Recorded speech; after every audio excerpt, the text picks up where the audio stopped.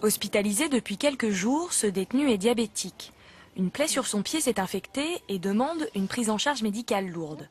Avec une maladie chronique de ce type, le suivi en prison est difficile.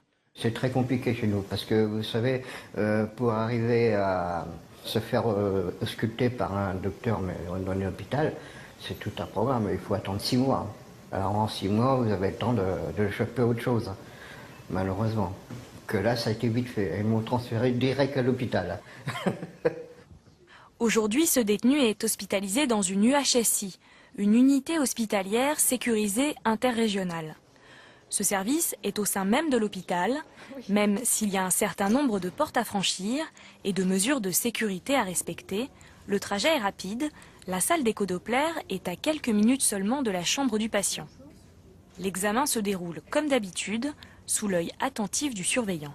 Il bénéficie effectivement tous les examens qui sont programmés en 1 à 2 semaines à peu près. On a les avis spécialisés qui sont requis. L'orthopédiste d'ailleurs va passer cet après-midi, alors je l'ai prévenu ce matin. Donc effectivement on a des avis assez facilement qu'on n'aurait pas ailleurs. L'unité comprend 19 chambres pouvant recevoir des adultes, des mineurs, des hommes et des femmes issus de tous les établissements pénitentiaires de la région Grand Ouest. Ils sont hospitalisés pour des pathologies diverses, dès que leurs soins sont supposés durer plus de 48 heures. Ok. Bon, c'est moins douloureux qu'avant. Et puis là, c'est pas rouge. Hein, on n'a pas de... Non, je trouve que ça a bien dégonflé. Non, oui. Suite à une fracture du pied, ce patient va devoir passer plusieurs semaines dans ce service. Comme de nombreux détenus, il est fumeur et à l'hôpital, la cigarette est interdite. Un espace spécial a donc été créé pour répondre à ce besoin.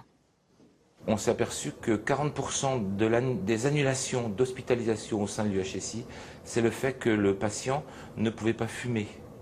Donc nous, on avait pris le parti avec les responsables du CHU de Rennes de mettre en place une cour de déambulation dans laquelle ils puissent aller fumer. Même si on est médecin et qu'on préférait qu'ils soient sevrés du tabac, ça nous permet de les soigner correctement puisque dans ces cas-là, ils acceptent l'hospitalisation chez nous. Les médecins qui travaillent dans ce service sont tous volontaires.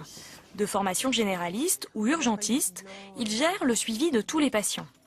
Et quand la pathologie le demande, ils font appel à un spécialiste. Ce docteur est orthopédiste à l'hôpital. Même si l'unité est au sein du même établissement, le passage par le contrôle de sécurité est obligatoire. Ici c'est très protégé, d'ailleurs on est obligé de laisser notre téléphone à l'entrée, c'est pas forcément toujours évident. C'est vrai qu'ici c'est très sécurisé, mais c'est obligatoire. Suite à l'écho-doppler de ce matin, les médecins de l'unité ont demandé à ce spécialiste de venir faire un bilan. Malheureusement, les nouvelles ne sont pas bonnes. Le souci qu'on voit au niveau du scanner, c'est qu'il y a une infection dans l'os. D'accord ? Au niveau du... Donc il y a opération. La seule solution qui est, disons, radicale, qui nous permettra d'essayer de soigner le pied et que ça ne se propage pas aux autres orteils ni à l'ensemble du pied, c'est de faire une amputation. D'accord ? Il y a des prothèses qui existent pour combler le trou au niveau de la chaussure, mais vous pourrez porter des chaussures complètement normales. Moi, je considère que c'est des patients comme les autres. C'est vrai que consultant au centre pénitentiaire, j'étais assez étonné du climat qui régnait dans l'établissement, qui est assez, pas décontracté, mais sans vraiment stress. Il n'y a vraiment pas de notion d'agression. Ils savent qu'on est là pour eux, pour les aider. Aider les détenus malades, c'est aussi préparer la continuité des soins après la période de détention.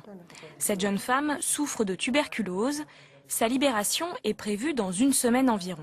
On ne va pas avoir des résultats tout de suite des prélèvements qu'on vous a faits. Il faut attendre quelques semaines avant d'avoir le résultat pour pouvoir vous traiter. Dès que vous sortez d'ici, dès qu'il y a une levée d'écrou, vous allez dans le service de pneumologie ici ou en maladie infectieuse. Dès qu'elle est libérée, dans l'heure qui suit, elle est dehors en fait, elle est libérée, donc elle retourne dehors.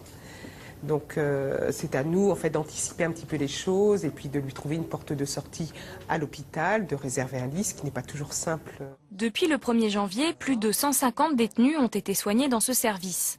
Cette unité n'est toutefois pas conçue pour les cas les plus graves. Lorsque le pronostic vital d'un détenu est engagé, il a le droit à une suspension de peine pour raison médicale.